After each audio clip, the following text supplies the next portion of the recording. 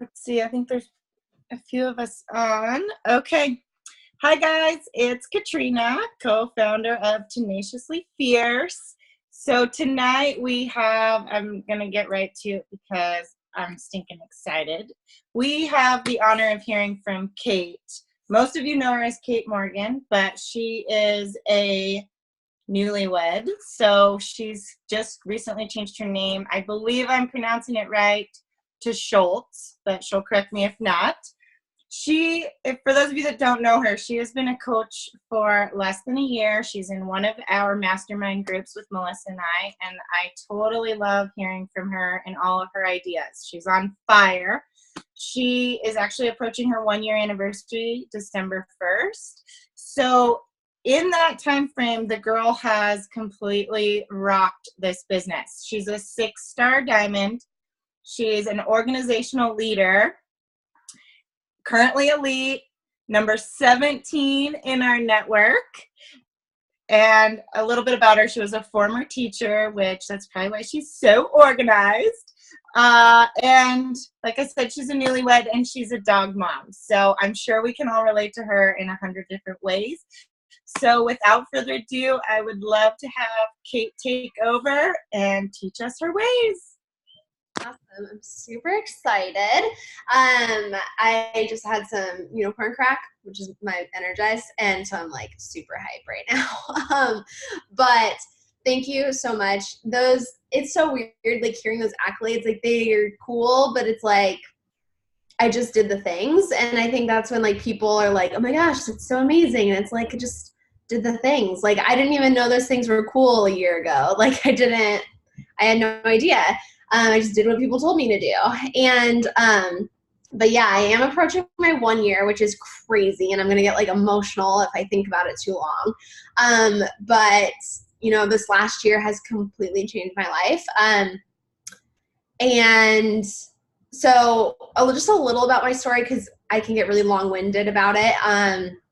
I grew up in Colorado in like a really small town. It's 13 blocks wide, and my stepdad's the mayor by default because no one else ever wants to run. So super small, like graduated with like 30 kids in my class. And I went to college like 2 hours away from home, always was close to family. And then my now husband and I, we were just dating at the time. We were like, let's move to California, because that's a great idea to do when you only have one person has a job. So I was the only one that had a job. I took a position in East LA. I was a first grade teacher in the projects. I had a class of 36. This was 2 years ago. So I had a class of 36 first graders. I taught from 7 a.m. to 4 p.m. I was excited, and I was a very eager first year teacher. I was going to change the world. Like I was so positive. I was so excited. And then like very quickly I became burned out. And when we moved here, Curtis was trying to get into the police academy. He's a deputy for the county. And at the time he was just trying to get it accepted, which was really, really difficult and took a lot of time. So he couldn't have a job. So we were living off of a teaching paycheck in California. So it was not easy. We racked up a lot of credit card debt. And I was commuting an hour and a half one way. So I was spending 3 hours in the car every day. I was teaching from 7 to 4. I had 36 5 and 6-year-olds in my class. And in the first couple months, I was completely burned out. I started to develop like severe anxiety. I actually had never experienced anxiety in my entire life. And when it was happening to me, I was like, what is this? Why does it feel like I'm having a heart attack? Like, do I need to go to the emergency room? And then I just realized that it was just anxiety from a very stressful job and also not taking care of myself. So from, I think probably like student teaching into my first year of teaching, I gained over time, I gained 30 pounds. I never really like noticed how unhealthy I was or like noticed how far I let myself go. I just felt uncomfortable. Like I just didn't feel good in my skin. I didn't know how much I weighed because I didn't go to the gym and I didn't own a scale. So I didn't know how much I weighed. I was just very uncomfortable in my skin. And I was just really anxious, and I didn't like my job. I just really needed a change, but I couldn't do anything about it. So I thought that this is just how it goes. People just have jobs that they don't like, and you just get over it, and you just make it until Friday so you can have the weekend. And so around like February of 2000 and what was last year, 2017. It's like a year almost. Yeah, like a year and 10 months ago or something, almost 2 years ago. I went to the doctor, and I was just getting like a physical test or whatever. And the doctor told me I needed to lose at least 25 pounds in order to be healthy. So just for reference, I'm 5'4". A lot of people think I'm a lot taller, but then they see me at like Summit and stuff, and they're like, wow, you're a lot shorter in person. I'm like, yeah, I need a t-shirt that says that. But I'm 5'4", and I was like 175 pounds, and it was not muscle. So she was like, you need to lose at least 25 pounds in order to be healthy. Like, it's just how it is. I have a really severe history of high cholesterol, and like I was diagnosed with it when I was in 6th grade from genetics. And then my dad's side of the family has a really terrible history of heart disease. So my grandfather died before the age of 60 of a heart attack. My uncle died before the age of 60 of a heart attack 4 years ago. My other uncle actually had a heart attack in January of this year, like last January. He did survive, thank goodness, and fully recovered. And then my dad had a 99% blockage in his coronary artery 2.5 years ago and had to have heart surgery. So hearts they're not very good in my family. And so it's especially not good when you're not taking care of them. And so I wasn't eating well. I wasn't working out. I had a gym membership I didn't use. My excuse was that I didn't have time. And I was also developing a really severe case of binge eating and like stress eating. Like I turned to food for comfort all the time, and I could slam a Little Caesars hot and ready pizza from the time I picked it up until the time I got home, which was like 10 minutes all by myself. And food was just my comfort. And so when the doctor was like, you need to lose 25 pounds, I like lost my mind, like was bawling. I told her like, I knew I did. It was like, I knew I did, but I didn't know how, which was total bullcrap because I did know how. And like, but I just couldn't get around like the fact that I hated my job, and I was so stressed, and I was commuting 3 hours a day. And Curtis had just gotten into the academy at this point. And so I was trying to deal with like being a law enforcement spouse and just like being away from family. And it was just like all this stuff combined. And then she's like, you need to lose 25 pounds. And I'm like, well, that's the icing on the cake right there. So I like kind of let this doctor have it, and like, I'm trying, like, I don't know how to do it. I'm like, hate my job. I am commuting from LA, like all this stuff. And she just listened to me. She didn't say anything. And then when I was leaving the doctor's office, she gave me the patient summary form, or like the nurse gave it to me, and I never look at them. Like, I'm the worst patient ever. I just throw them away, or like put them in between like the console and my seat. They just like end up in the crack. But for some reason that day I looked at it and it said, find a new job and take care of yourself. And that was like my moment of like, I need to figure this out because I know for a fact I'm depressed. And it was my moment of like, I need to stop lying to myself and everybody around me that I'm happy, because I'm clearly not. And it's funny because I look at pictures then when I was telling my mom would ask me like, oh, are you happy? And I would be like, yeah, totally. After I just like bawled my eyes out in the school parking lot. I look at pictures back then, like selfies, and it's like totally different. Like, I look like a completely different human. Not because of the weight loss, but because of like, you can see it in my eyeballs. Like, you can see like a difference in my eyes. And I think that's something where you can see real change. But I couldn't just like quit my job the next day. Like, I had 36 first graders that I couldn't just like up and leave them. Like, they grew up in low income housing, like, and really stressful lives. I wasn't going to be just another person that that left them. So I couldn't do that. We couldn't afford for me to leave anyways. But I said, okay, I need to start with me. So I was scrolling through Instagram and I was on a hashtag like fitness, like whatever hashtag. And I came across my coach, Ashley Phil Dyson's transformation picture. And at the time she had lost like 30 pounds. And I was like, that's really cool. And I just liked it. Like I just double tapped. I didn't follow her. I didn't ask her what she was doing. I didn't comment. I just liked it. And I moved on through the hashtag. And the next day she sent me an invite, just like everybody should do always. And she said, you know, like, hey, like I always look back at the invite just for like invite inspo. It's so funny because it's the same thing that like I say now, but it was just like, hey girl, like thanks for the love on my pic. I don't know if you're interested, but I'm enrolling for my next accountability group. Would you be interested? And I was like, what's an accountability group? And we talked and I signed up for the challenge pack that day. I was like, this is my answer. This is my 25-pound weight loss. Like, here it is. She's going to tell me exactly what to do. Did really good for like 2 weeks. And then I quit. And I canceled my Shakeology. And I told her at-home workouts don't work. And I was asking her about all these different cleanses and like fat burning supplements that I was seeing and like all this stuff because I was addicted to quick fixes. I did it for 2 weeks, didn't see a change, moving on to the next thing. And I just love the excuses that get the best of me. So I totally quit, didn't like do it again. And then I watched my coach for 8 months. So this was like February until December, or like, I guess it was like 6 months, or 10 months. Math is hard. I was an English teacher, so math is hard. But I watched her until December and I found a new job.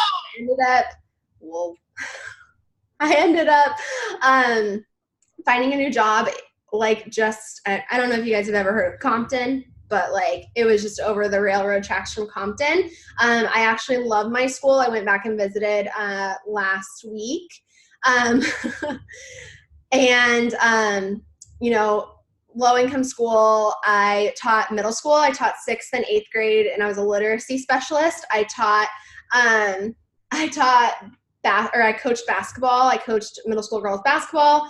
And things were better until they weren't, until I felt myself going back down that spiral of depression. And I felt myself, you know, someone told me something one time.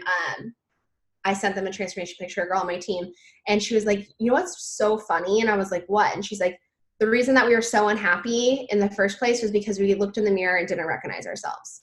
And like, that is so me to a T. Back then, I would like take a picture of myself and like not recognize myself. Like, who the heck smile is that? And I would like stare at myself in the mirror and try to smile, and like it didn't look like my smile. Like, it was the weirdest thing. I thought my face was like being paralyzed, but it was just like I was literally that unhappy. And so when I started to feel myself go down that way, hadn't lost any of the weight, was still at my heaviest weight, I went to Ashley's Instagram and I saw that she was still doing it and she was still getting a transformation. And I messaged her, and she had like reached out to me over the, you know, the course of the 8 to 10 months and asked me to coach and asked me to jump back in. And I said, no, girl, that's for you. That's not for me. At-home workouts don't work. I'm seeing a personal trainer now, which I saw for 3 sessions because they were free. Like, I had every excuse in the book. And then one day I texted her and I said, it was December 1st of last year. And I said, it was a Friday. I was in the classroom by myself at lunch, and I looked around and I just thought, like, is this it? Like, this is freaking it. This is going to be my life. I'm 24 years old. This is going to be my life for the next 50 years. Like, if I even live that long, because I'm so unhealthy. And I just wasn't okay with that. I just like needed something more.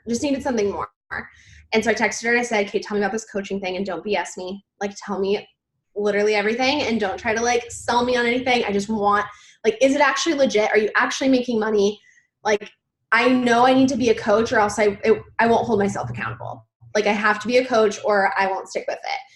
So she told me about it. I screenshotted her messages and sent them to Curtis and said, what do you think? And he said, you might as well try. And I said, okay. And I signed up that day.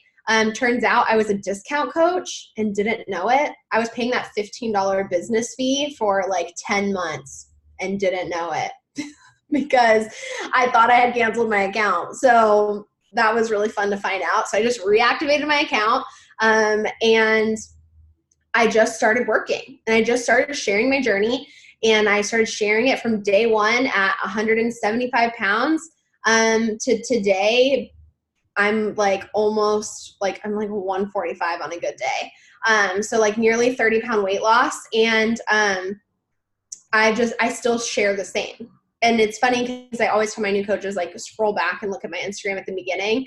It is not a pretty filter. There's no ring light lighting. There's like no good angles. I was the heaviest I'd ever been. I was getting 45 likes on a photo, but I hit Success Club 40 in my first month. And it was because I was just sharing my journey. I was just passionate about this new adventure that I was on, and I was talking to as many people as I could. And so I just want to talk to you guys like my top 3 tips for growing income, because I shared an income post last week, and I mean, I'm just gonna be transparent. It's on social media, but in my first month, I made like $1,500, I think, which was amazing for a first month. Like that was incredible. But it was literally 80-Day Obsession was about to be launching, and I was just like so excited about it. And I was like, come do this with me. Like literally, this is, if you are a new coach or you have new coaches, I was then a year ago, like on the brink of a launch that was about to happen that I had never done, that I was like, didn't even have a transformation in the first place, but was so excited. Like, I'm going to do this new program. Who's going to come along with me? And so I hit Success Club 40 in December, and then I hit Diamond in 3 weeks, and I literally didn't even know what those meant. Like, I was just like, Ashley told me to hit Diamond, so I hit Diamond. So my top 3 things for like growing an income though, because I realized very quickly that like you don't make a lot of money at Diamond. Like Diamond sounds really cool, and it's definitely a stepping stone and like a gateway to your business, but you don't make money at Diamond. You just don't. And so the way I like to talk about it is like Diamond is like, okay, Emerald is like you put the key into the ignition of your vehicle.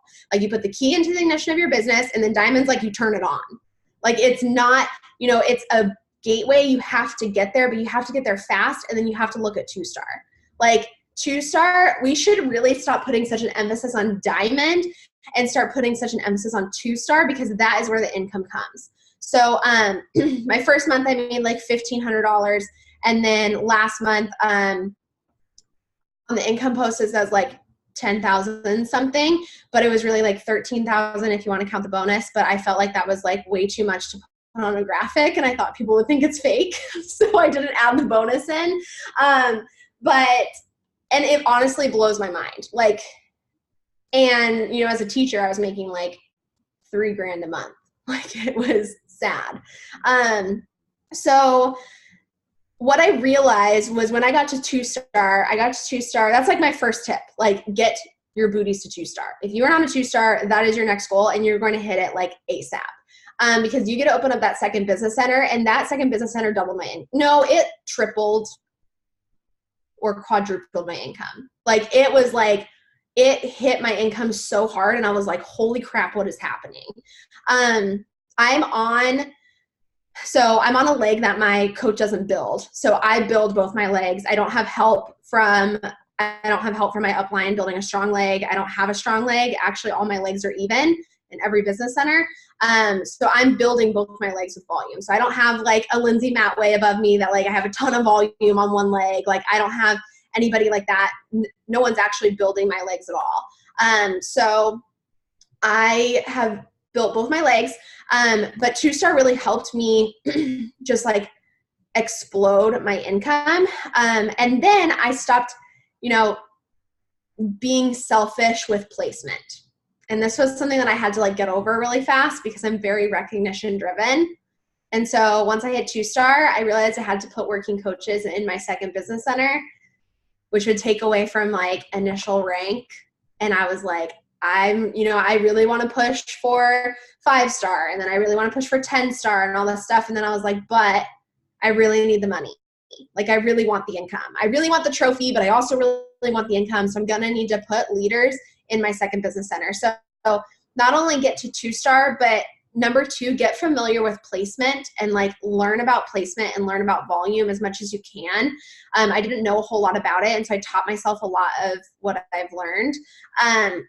But in the beginning of the business, I was so recognition driven, and so like I need to pop as many diamonds in my first business center as I can. But now I'm like, let me get my second business center to 2-star, and then I'm going to get that one to 2-star, and then I'm going to get that one to 2-star, because as you get each one to 2-star, you open up another.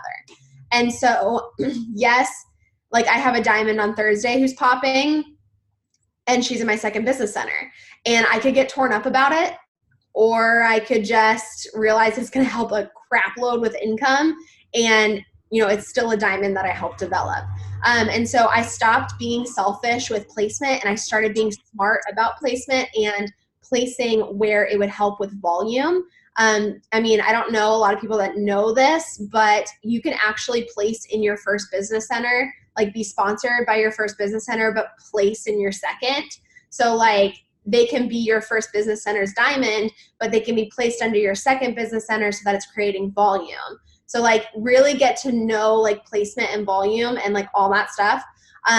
My husband, bless his soul, he has been helping me work the business for the last couple months. And I swear he tries so hard at Success Club boards, but it just doesn't get there. But he's so good at like building relationships and like being a part of the team. And he has two diamonds under him. And I could be frustrated about it. And I could be like, I literally could have like probably had the 10-star bonus this month or like next quarter. But I know that like those leaders that are, strategically placed in these areas are just going to help with long-term income. It's basically, are you building a business made of bricks, or are you building a business made of cards? Like if you're building a house of cards, you're putting everyone under you, you're being selfish, you're not really building your second business center. You're not trying to get a third or a fourth. And it's going to be a lot harder, and you're not going to see a lot of income. There's a lot of 10-star diamonds that make less money than I do a week, which that still blows my mind, but it's because of placement and it's because of volume. So, number 1, get to 2-star.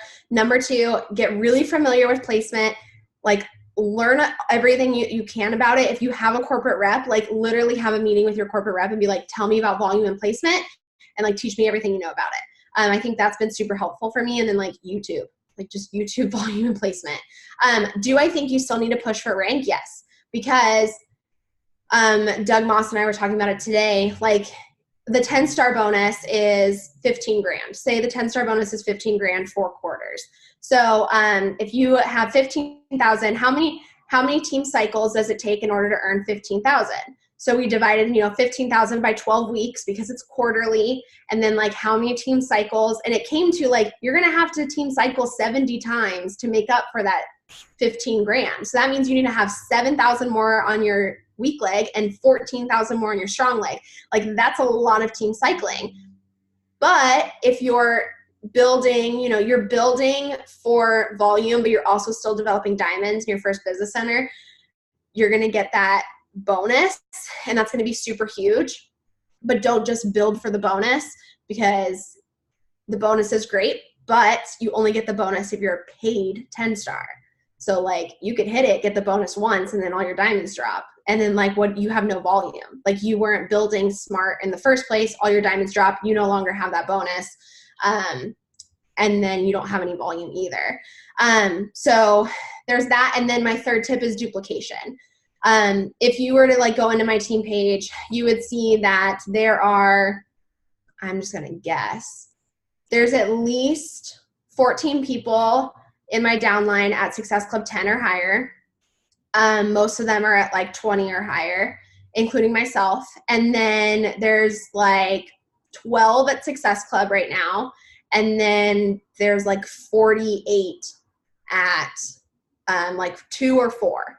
So when people come into my team page and like new coaches come in my team page, it's the speed of the leader, the speed of the pack. So like your coaches are only going to do, they always say your coaches are going to do half of what you do, but your coaches are really going to do 25% of what you do.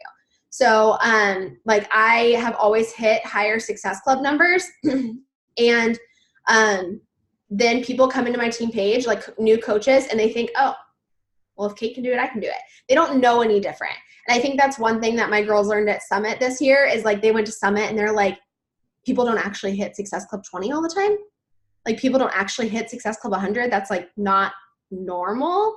And it was like really confusing to them because that is exactly what they have been doing or seeing for 6 months. And so when you have a team culture where the speed of the leader, the speed of the pack, you're just going to see that duplication happen organically. And having it happen in your downline and not just personally sponsored is like where it's at, because that's where volume is going to happen. So helping people hit, like it's super cool because I have a star diamond. Super annoying because she's a 1-star, but she's actually like technically a 3-star. They're just all on one side, which totally sucks. And then under her, she has a 1-star qual. So like, it's crazy to me that like 3 levels down, there's, star diamonds developing. And that's really where money comes from. Like money comes from developing leaders in your downline. Is recognition cool? Yeah. Like I'm very recognition driven, but does recognition pay for the house that we're building in Arizona? No. And so it was something that I had to realize. I kind of realized it like when I got married. So like not very long ago, like 2 or 3 months ago, I was realizing like, if I'm not, my moment was when I took a back seat for a week and my income cut in half. And I was like, what the heck? And it was like, cause I didn't sign up anybody with challenge packs. And I was like, am I going to be the leader that just signs people up with challenge packs all the time and I'm working my butt off all the time? Or am I going to be the leader that's developing leaders in her downline so that it can create volume, so that I'm not a business runner. I'm not running a business. I own a business. So like, if you can look at your business and say like, can I take a step away? Like, can I go on my honeymoon? Can I go get married for like a couple days? And is my business going to still be okay? Or am I going to like have to fix things when I get back? So it's really developing leaders in your downline. And your team is only going to do 25% of what you do. So if you're not hitting Success Club, your team's not going to hit Success Club. If you're hitting Success Club 10, you might have some people hit Success Club 5. You just have to remember that you need to be the coach that you want on your team.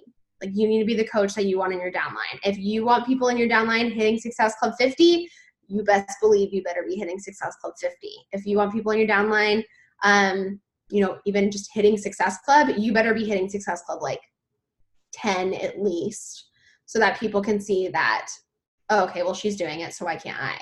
And just like breathing that belief into them. So get to 2-star, like ASAP, get familiar with placement and like very knowledgeable about placement and being smart with placement and not being selfish with placement, and then duplication. Like that's literally where the income is. And I really wish people would have told me that like 10 months ago.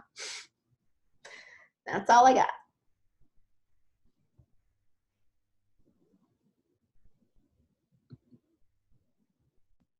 Anyone there?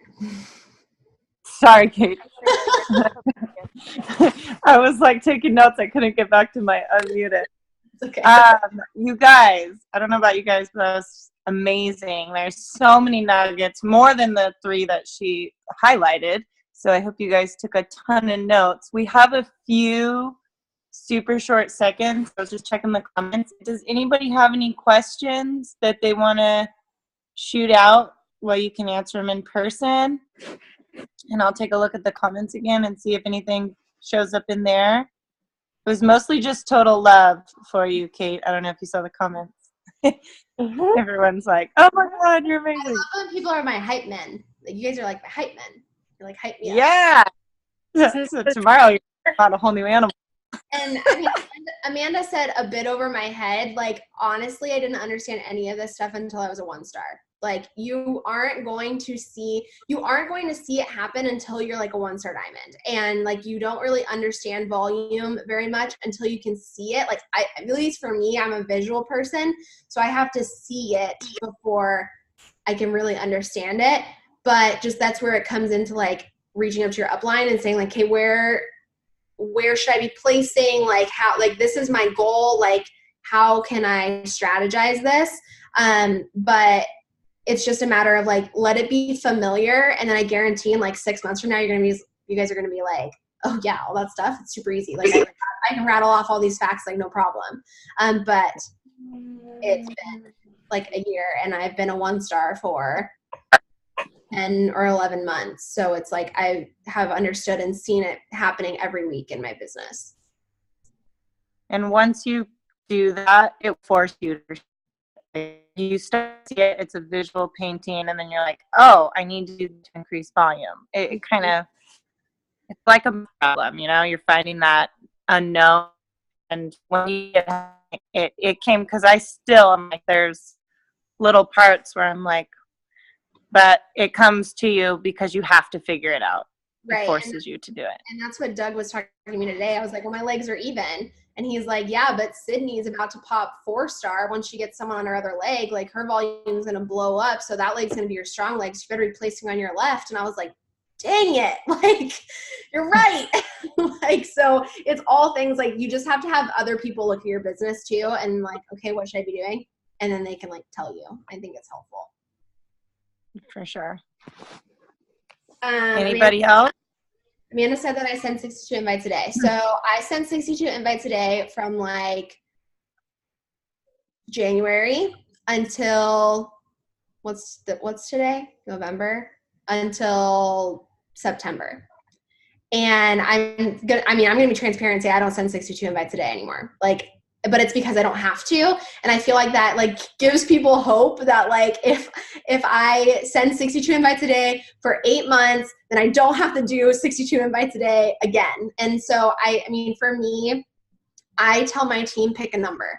I say, pick a number that you can be consistent with because 62 can feel like a lot to people. But 62 can also feel like, hey, I can handle that. So I tell my team, pick a number that feels like it's stretching you, but you can stay consistent with 6 days a week. And because consistency is the biggest thing. Like I have coaches that are like, I sent 325 invites. And I'm like, oh, how many did you send yesterday? And they're like, none. I'm like, okay, what about last week? None. I'm like, okay, that's why no one's saying yes, because you sent 300 invites today. But you haven't been sending invites for a month. So it's really just about consistency, but it is a business and it's a numbers game. And even though I'm really bad at math, I know that if you talk to more people are going to sign up. And so I sent 62 invites a day for a really long time. But I'm happy to say that my number has cut down at least in half. And that I probably now in my business, I probably my goal is to send 50 for the Transform 20 launch just because I like want to blow that up. But for like this month and last month, I've sent like maybe 100 for the whole month. Like, but it's because I've built that trust and I've been consistent for 11 months and now it's just the compound effect. So, it's cool because now people are like filling out the forms that I'm telling them to swipe up and fill out. They're going to the link in my bio, like I've been saying for 10 months. I'm like, finally it's working. And so if you put in the hustle and you like send the invites and you do all the work, I promise you that the compound effect is going to happen and you won't have to work as hard. But I mean, I'm going to go back up to sending 50 invites a day next month because I want to get at least 50 people in my Transform 20 group. And so it just kind of like depends on your goals. Like you can't want to quit your teaching job in 4 months and send 10 invites a day. Like it's not going to happen. And so I think that's really where my mindset came in. Like I want to quit teaching. So I need to send 62 invites a day. So like your actions have to match your goals 100%. So I hope that's helpful. Absolutely. That was phenomenal, Kate. Like you blow my mind every Tuesday when I see you on our call, but tonight you did it again. So I know on behalf of our whole team, we are just honored and excited that you could join us tonight. And we thank you for the tidbit of your time because we know that you have invites to send and get out there to business. I totally have a question. Oh, I think Hannah. I do. So you're saying that in 4 months you were able to make more money than you did teaching? Yeah, I matched my teaching salary in 4 months. Okay, cool. That's really nice to know. Yeah, I forgot. I guess I forgot to mention that part. Huge because But yeah, like, I mean, it was like 4 months in the business. I matched my teaching salary, and then I quit 6 months in, and I was exceeding when I left teaching. that's really nice because then it gives you a realistic span of like what somebody else, like you could do that too, or you could do it faster if you wanted to. Like it all depends on like what you put into it. And that's what I feel like, we have less than a minute, so I'm going to talk really fast. But it's like, if you like, take me off the pedestal that you might have me on, or take some other top coach that inspires you, take them off the pedestal and realize they're just a normal person who worked really hard and like put in as much effort as possible. And so like, that's how I feel when I say I match my teaching income. I'm not special. Like, scroll back to my Instagram in January of last year. It's not pretty, but I worked really hard. And so if you can work really hard and you can do all the things and you don't give up, like, the opportunities are endless. Thank you. You are welcome.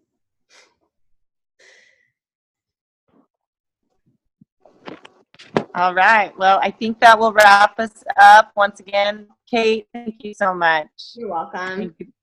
Thank you. And we'll chat. Happy holidays. You too. Have a good one, guys.